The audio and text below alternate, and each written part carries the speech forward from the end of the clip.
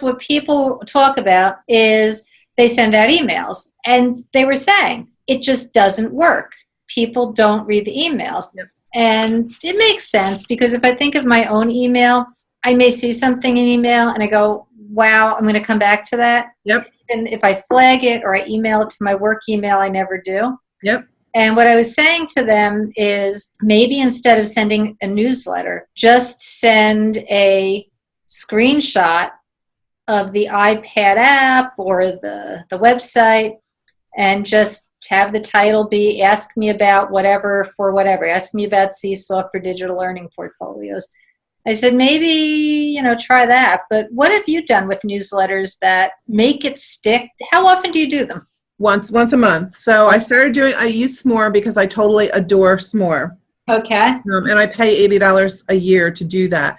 But there's a new site that I may go to. I don't know. I will miss more, but there's a new site that's really, really great called Wakelet. Okay. And they do the same thing. So you can totally use Wakelet and make it pretty just like a S'more, and you can use it and it's free. They're based in the UK, and if you would like a demo, I swear they will hop on and they will do like an hour-long live demo for you about all the things that they can do. Yeah, Wakelet. They're new. They're really trying to take a foothold in the United States.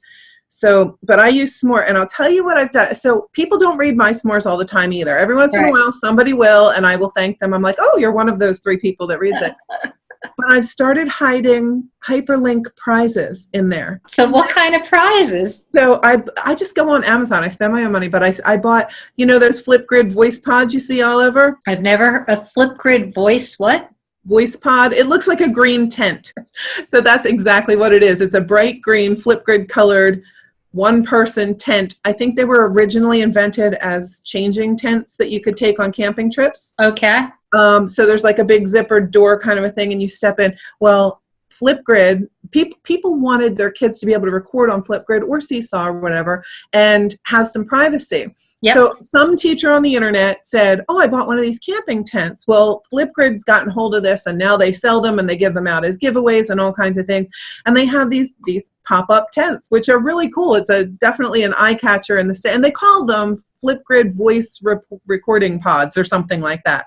And it makes sense, because a teacher was just saying to me how his kids, and I don't remember if he said it was Flipgrid or something else, have gotten obsessed with, please, can I go in the hole and record, because, they want quiet, they want privacy. And he says, I finally had to just say, I'm sorry, if there's noise in the background, that's life. Just, we're interested in what you're saying and what you're showing, not in the production quality. But that's kind of a cool way to even give that kids the feeling of an enhanced production quality. It is. And they go in and they're private. And so people like me, I don't like my face on video anyway. I don't like to record myself, and I'm very self-conscious. And if I feel like other people are watching, it's even worse. So if I could have it's not even going to reduce the noise in the classroom, but if I could have a private place where people aren't looking at me, that helps me.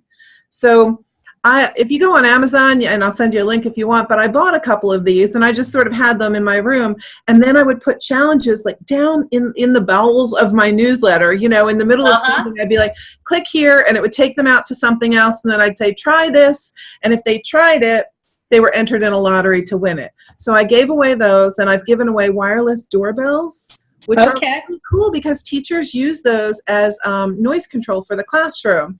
Where you plug it in makes the sound, and most of these that you buy have like 30 different chimes. So in the last one, I gave a link to a quiz. What was it? Quizzes. You know that site, Quizzes? Yep. So I really like that one. So I put a thing about, here's Quizzes. It's really awesome, easy to use, whatever. As a matter of fact, here's one you can play. And then when they went out to play it, I had a link in there that said, great, if you've come out to play, I'm going to see your results, and just know you're automatically entered to win. Neat. So, of course, when I pick the winners, then I send out an all-call email to everybody and say, oh, if you didn't read it, you might have missed this opportunity because here's the winners. A lot of times when I go to ISTE and that kind of thing, when I go to Philly, and to mention to the tech teachers, if they go to Philly, pick up little doodads. Yep. Sometimes it doesn't have to be a wireless doorbell or a recording tent, something goofy just to say, oh my gosh, my name was picked. Like these things, these pop sockets that people put, they're very popular right now. And then these little pocket things that go on the back that hold your business cards. Yeah, they're great. And you find those at a lot of those conferences. Yeah, so that could be neat.